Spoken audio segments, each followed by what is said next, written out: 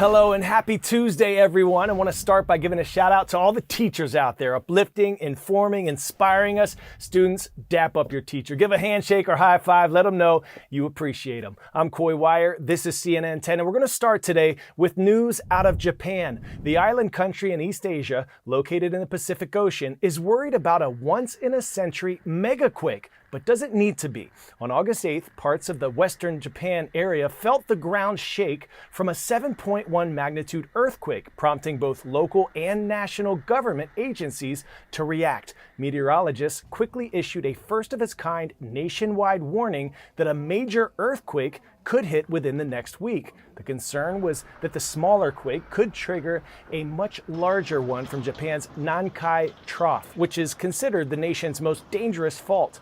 The alert caused officials to close beaches, cancel events, slow down trains, and even stockpile supplies. In the end, most advisories were lifted, and thankfully, there was no major damage from the 7.1 magnitude quake. Still, the country remains on high alert, prepping for any potential emergencies. 1 week after the advisory, Japan lifted the warning about a potential megaquake. The event has experts questioning whether an alert system like this is accurate or even necessary. And it has some scientists wondering when they should step in if they see clues that an earthquake may be on the horizon. As one seismologist in the U.S. put it, you don't want a mass evacuation panic that's not warranted, but you want people not to go on their merry ways. Japan is no stranger to strong earthquakes. It's located in the Ring of Fire, an area known for intense seismic and volcanic activity around the Pacific Ocean.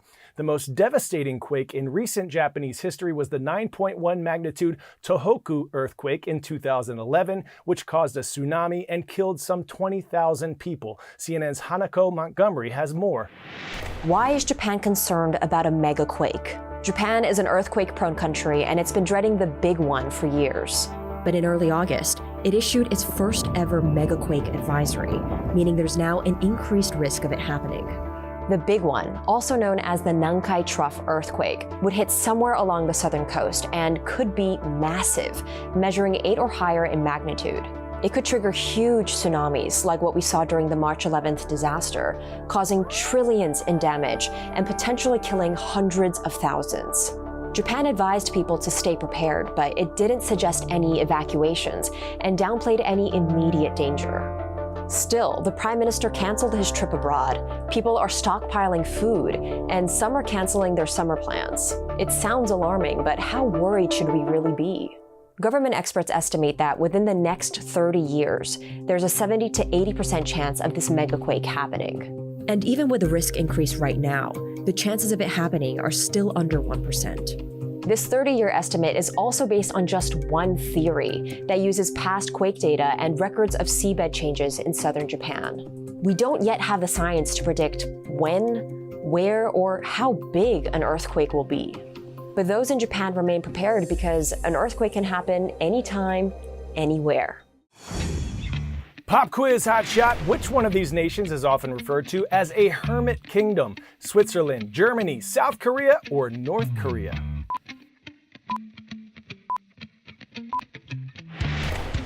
With known secrecy and willful isolation from the rest of the world, North Korea is the answer here. Now imagine how interesting it would be if you got a rare window into that secretive hermit kingdom of around 25 million people that sits across the northern border of South Korea. That's what happened when one man in Canada used his hobby of surfing satellite channels to stumble on the North Korean state television and then shared what he is seeing on YouTube. Using his backyard satellite dish, Peter Fairley was just scanning for sports channels. There we go. We have a signal. But the Canadian engineer from outside Toronto stumbled upon something he never expected. And that's when I saw the color bars, the test card, and the Pyongyang written on it. That triggered my curiosity. Like, was this really coming from North Korea? Sure enough, it was a live satellite feed of North Korean state television. From daily dancercise to cooking programs to patriotic propaganda. It's very kind of 1980s too. It's very MTV, their videos. Broadcasting mass games, military parades, and yes, missile launches to some 26 million people who call Kim Jong-un's secret state home. The videos all of Kim, how great he is, and everybody, crying and loving him. Peter began recording. Do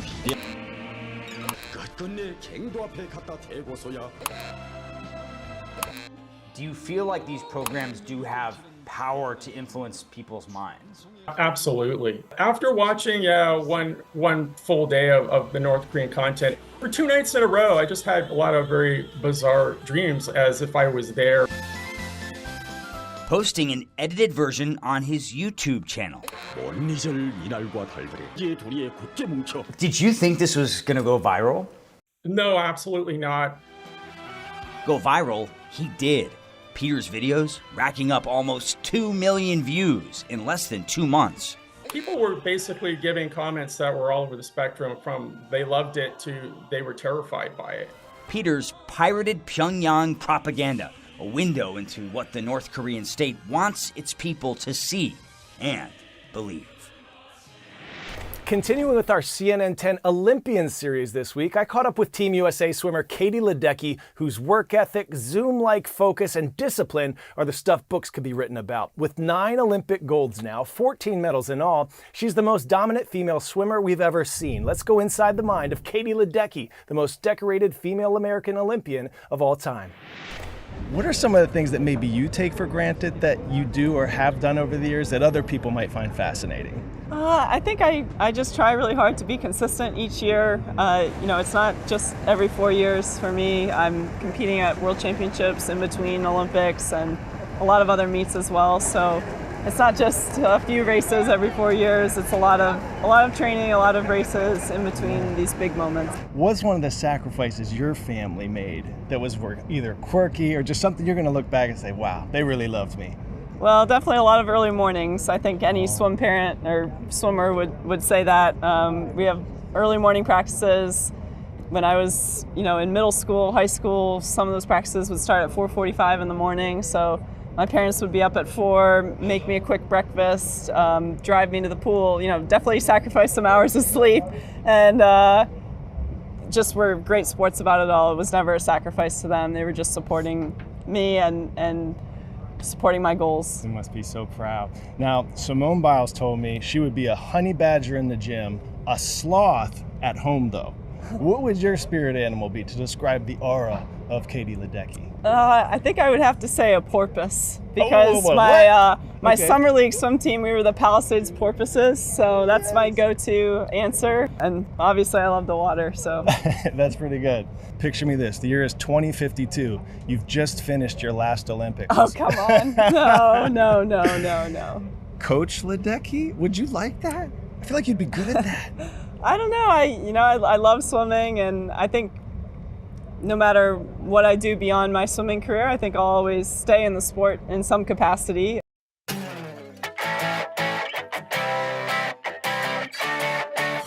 Today's story getting a 10 out of 10 is making some waves. Literally, on the coast of Rhode Island, Anita and Dwayne Ratchford are driving a Rolls-Royce shaped boat on the water. They've been together for more than 20 years. He's a car enthusiast, she's an ocean lover, and sooner than later they decided to bring their passions together. How about that? They said sometimes they get some stern looks, but mostly just smiles and waves. I've never seen any rudder one like it.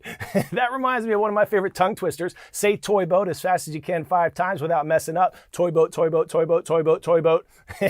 All right, remember tomorrow is hashtag Your Word Wednesday, so follow me at KoiWire on Instagram, Snapchat, and TikTok. Put your unique vocabulary word and definition in the comment section of my most recent post, and we'll choose a winner to work into tomorrow's show, along with a shout out for you and your school, so put that in there too. Our shout out today goes to Dwight D. Eisenhower Middle School in Goddard, Kansas. Rise up. Let's do it again tomorrow, y'all. I'm KoiWire, and we are CNN 10.